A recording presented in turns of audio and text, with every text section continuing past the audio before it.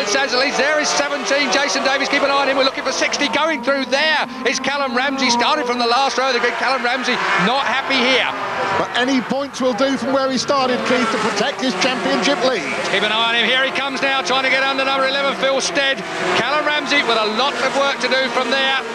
But like you say, Julian, points make prizes, and with a 34-point lead, he just needs to make as many as he can. Oh. We come to the hairpin, side by side. Lee Jackson tries to go around the outside of the row. Oh, there we go. Who was that?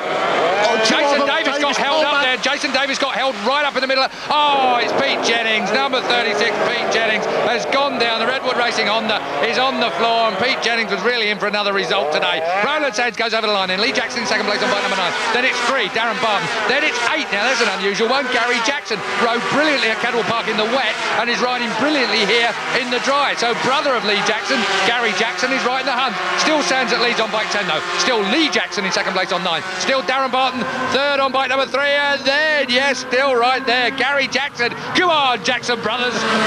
Lee Jackson on the Paget's bike, of course, had a really good wild card meeting at Donington British Grand Prix earlier this year. Up into the hairpin, Roland Sands under pressure. Whoa, dear me, wipes the nose. Look at Gary Jackson round the outside. Go on, get him, boy. Gaz is on it, and he's taken Darren. We got Jackson second and third. Superb stuff here. Brilliant ride from Gary Jackson. Well, he believed he could at Cadwell. Now he can at Mallory. I'm looking forward to the brotherly love going into Gerrard's. Well, yes. Will there be any? Good question. Roland Sands, well, he's an American, so we're allowed to beat him up. Number 10, Roland Sands. You know me, Jules. I know. We'll be on my case in a minute. They're going to have to go hard to catch him. Now the kid looks good. No, they're not. He's right there. They've got him then. On the back straight then. Lee Jackson looks for a way past. Can he do it? Darren Barton comes back. The diminutive Darren Barton. Oh, nice move, Darren. So, Lee Jackson hits the front. Gary Jackson goes back to fourth. Lee Jackson then hits the front on bike 9. Whoa, Roland Sands. Wow. I'll tell you what. Too far? No. Oh, yes. No. Maybe. Hey, I'll tell you what. Darren Barton's up in the air, and through comes Gary Jackson. Lee Jackson leads Gary Jackson second. Jackson first and second. OK, Mr. Anorak. When was the last time brothers did that? Oh, stumped. That's what I like. He's not got a book in front of him to read. 9, Lee Jackson leads. Gary Jackson on bike number 8 in second place. Come on, you need another badge on your arm for this one, I'm thinking of the Salon brothers, Keith, as far as I can go. Oh, dear me, it's a long time ago. Dominic and what was the other one? Christian. That's anyway, Roland Sands in third, number 10. That's a Grand Prix, and it is 250s as well, of course. You're not too far analogy. That's a Barton through while we waffle on it here. Barton's doing the bizzo. Number 3 on the help hire assist bike. Whoa, a little bit of a wheelie there.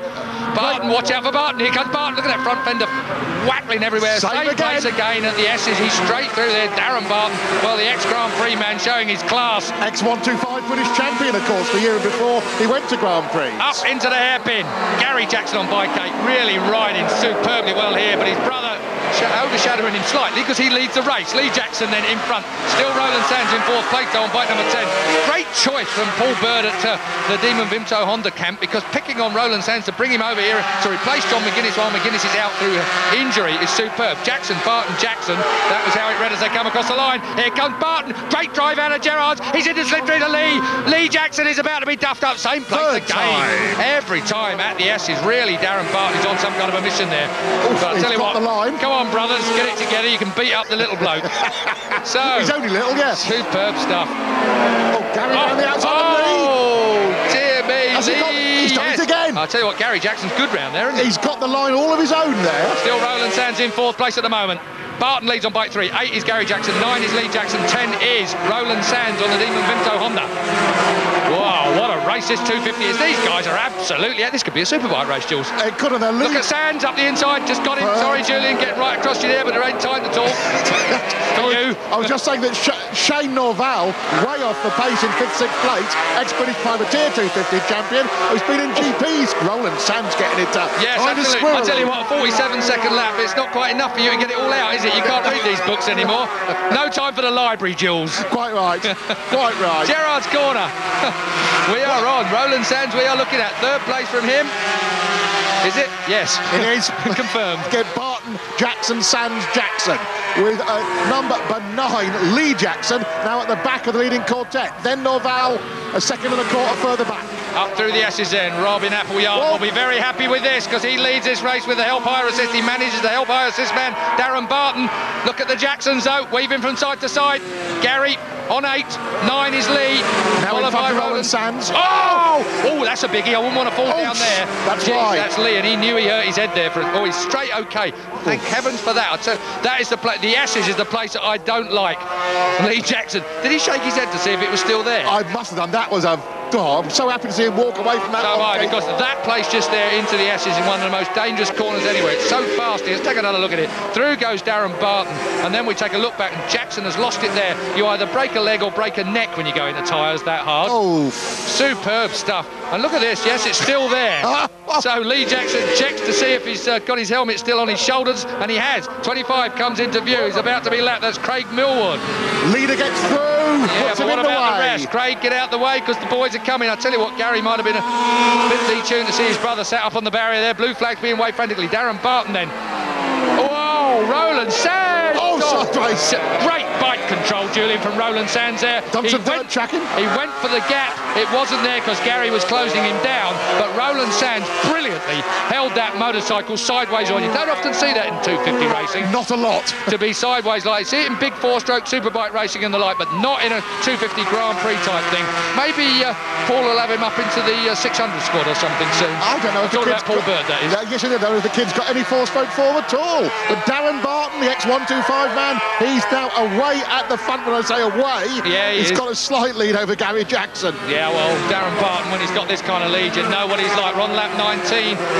At the end of lap 19, Barton led by 0.6 of a second. We're on lap 20 at the moment, so we'll see what the lead is at the end of this. I suspect not much different. And the leading trio now are pulling away still from Shane Norvell. That's Jackson's normal line out of there. He's got a great, very fast line. Well, the thing is, you have to slip the clutch out of there in bottom gear to get the drive because these bikes are obviously only working a much narrower power band than superbikes. The two-stroke, oh dear me, down on the deck, 57, Tim Levy on the Ron Greengrass PJE Racing Honda. He's out of 5th place then. Yes, indeed. Tim Levy, he's been riding so well too.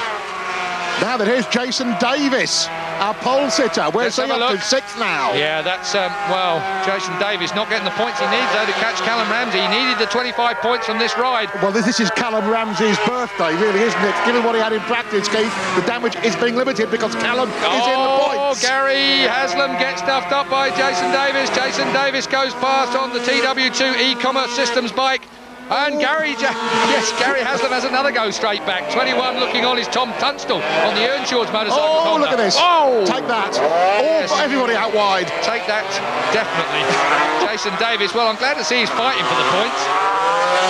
Last lap we are on. The leaders are on. These boys aren't yet. Started. Absolutely. I'm sorry if I confused you there. Here's Darren Barton then for the last time, coming down Devil's Elbow to take the win. Well, he either wins or doesn't finish, doesn't he, Darren Barton? Yeah, he thought he's old enough to know better than that. Great win, though, by a distance in the end. Look at that, 98.59 miles an hour is the average over 26 laps. That is a superb race average from Darren Barton there. Right up with the Superbikes times. So Darren Barton looking so very good.